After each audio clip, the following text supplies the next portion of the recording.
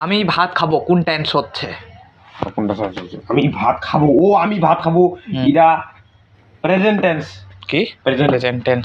তাহলে আমি ভাত খাবোর ফিউচার টেন্স কি হবে ক?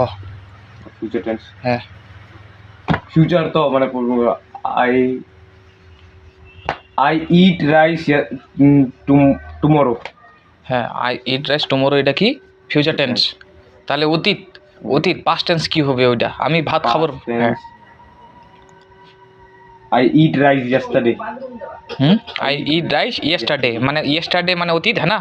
টুমরো মানে হচ্ছে ভবিষ্যৎ। আরে वो गाइस আর- कितना सफर रहा কি ये गाइस बोल दिया आंसर।